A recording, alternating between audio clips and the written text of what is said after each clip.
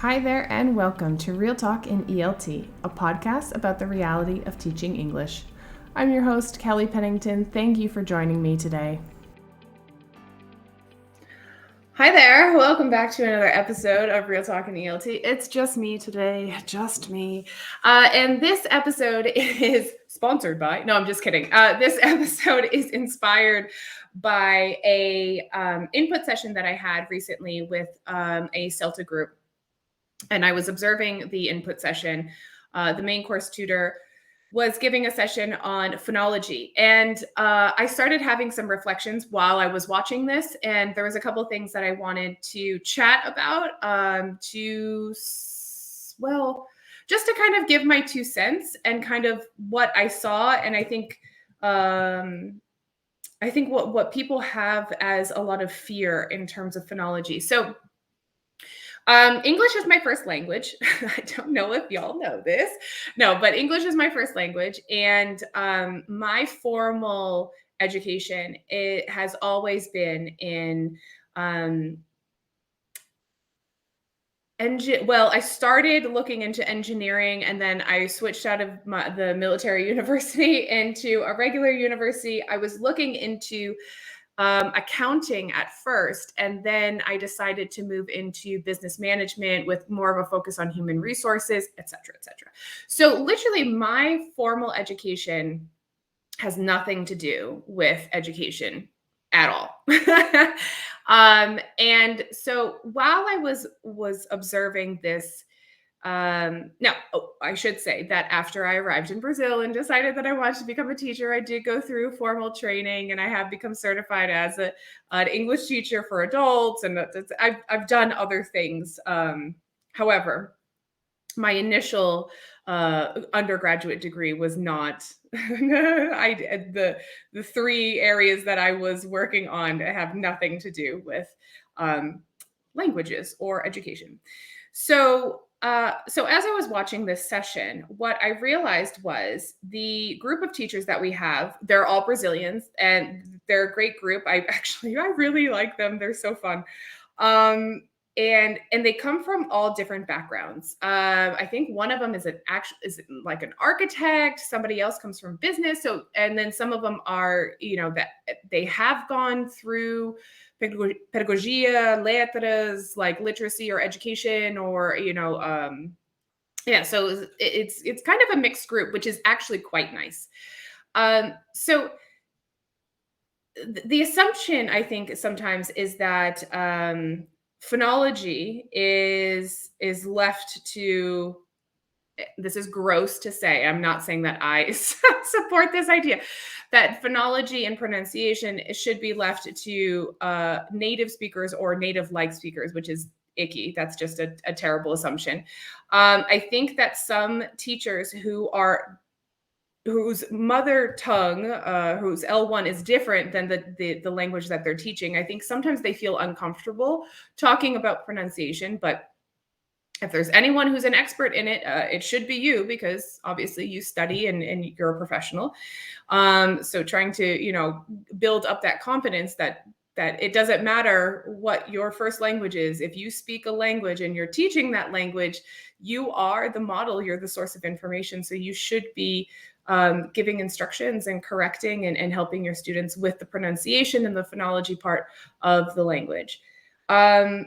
And then it's interesting to see, because while we were going through the input session, the main course tutor, first of all, I love him, and I love how he's very chill, and I love how he structures his sessions. And so nobody gets really anxious about anything. His pacing is wonderful.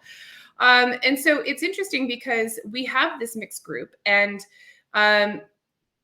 not everyone is super comfortable with phonology. And that was evident once we started going into, because this session was focused on individual sounds and the IPA, and just, kind of looking at the different sections and what these symbols represent, et cetera, and manner of articulation, place of articulation, etc. We were looking at lots of stuff, the different parts of the speech organ and what that means in terms of the sounds coming out, etc. And some people were very, very comfortable because they've done letters or pedagogia and they've studied English and they've studied the phonemic chart, and they were super, super comfortable with segmental features, super segmental features. And that was amazing to see. And I actually think that some of them are probably more comfortable than I am because they've just done it for longer. And also, they had to learn English, and that's one of the ways that they learned it, and like formal institutional training, etc. So, and that's not how I learned, for example, the IPA. I didn't learn that in any level of my education until I became an English teacher here in Brazil. So I had to literally start from the beginning, and I had no idea about, oh God, I had to learn like schwa, and I had to learn voice and unvoiced, and what's the difference between plosives and fricatives and stuff like that, because that's something that was never taught to me and never explained in that way in the American school system. So I think the assumption that native speakers are going to be somehow better at phonology or explaining pronunciation features or helping students who might have the same L1 as them to move into English. I think that's just a kind of a fallacy, because phonology was something that I actually struggled with, because that's not the way that I learned it. That's not the way that's introduced in the American school system. So different. And so that, that whole idea of, well, I'm a non-native speaker, so I can't really correct my students on phonology, or I can't explain to them the difference between these things.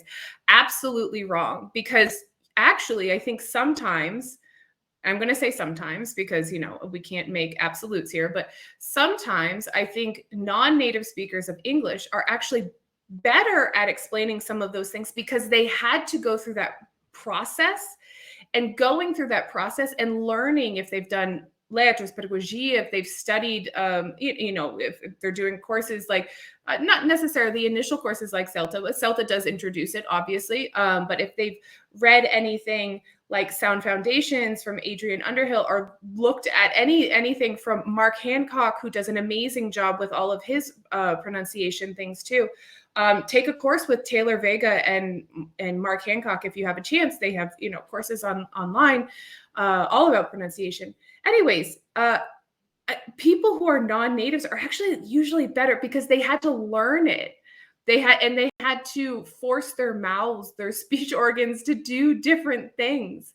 So sometimes, and especially in the beginning of my career, I think I was actually quite terrible at teaching pronunciation and helping my students through that. And I think that non-native speakers of English are actually better prepared because they had to go through the process themselves. So I know that sometimes it's uncomfortable for people who haven't been through kind of a formal education system in regards to languages and this type of stuff. But take some initiative and learn the technical aspects of it, and what goes on behind the scenes. Obviously, we're not going to teach our students how to transcribe. I mean, that maybe if they're if that's of interest to them and useful, but usually it's not. However, I think that it's worth it for, and I don't like the idea of native, non-native, but that's just kind of like, this is what we have now as descriptors. I would love to like find another way to describe people, because I think it's just, whatever. So non-native teachers, I think actually you should feel super empowered for all the things that come up with phonology, because you've had to overcome these challenges yourself. You've probably had to practice much more than I have in terms of what does that mean? How do I articulate that, and how does it come out, and all of that type of stuff. So I think that you've actually put more focus than a native speaker, and you have like a much more relatable experience than I do in teaching those aspects. Of course, I try to keep up with you guys, and I think any native speaker, that teacher that is worth their salt, obviously is looking into those things as well, and trying to become the best instructor that they can to help their students with pronunciation. So that was kind of my reflection after watching these Brazilian teachers go through this input session. It seemed as if even the ones that didn't have formal training or were extremely uncomfortable, they were able to really connect the dots quite quickly because it's something that's so relatable for them. However, I do think that there is, in general, of watching lesson observations and working with teachers with mentorships and teacher training, I think there is this idea that if you're a non-native speaker, not always, but if you're a non-native speaker of English and you're teaching the language, there's always this bit of hesitation to correct someone when they make an error, a phonological error. And I feel like if anyone is equipped to do that, it's you. Um, and it shouldn't just be left to people like me who happen to be born in a specific geographic location. So yeah, so I think that this is kind of it was quite interesting to watch, and it was quite good to reflect on it in thinking how can we empower people who have gone through this process to realize that your your experience has set you up for success in this because you've learned this language, you're producing this language, and so you should be able to feel super confident in trusting your abilities and educating yourself and knowing what you're talking about technically to support your students as well to improve their pronunciation. And I should say that while I'm talking about this, I am not talking about people sounding like, again, and I hate this term, but sounding like native speakers. That's not the idea. So, a quick anecdote.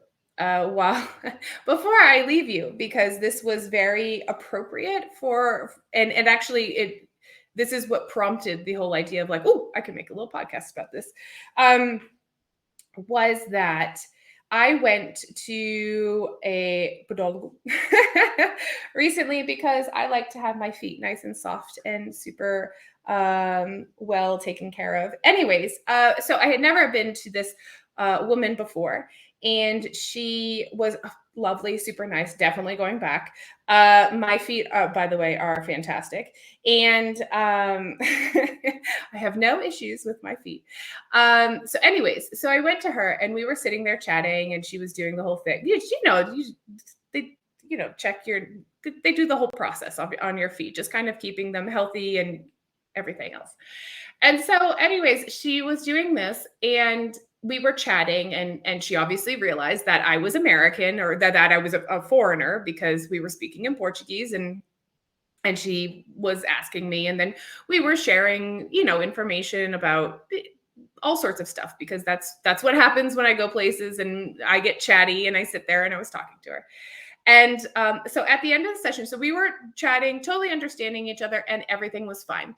At the end of the session, as I was leaving, it was interesting because she said, so just it in Portuguese, she was saying, just send me a message and then we can schedule, because I kind of do like monthly maintenance on my feet just to make sure that they're soft and nice. And I said, oh, okay, no problem.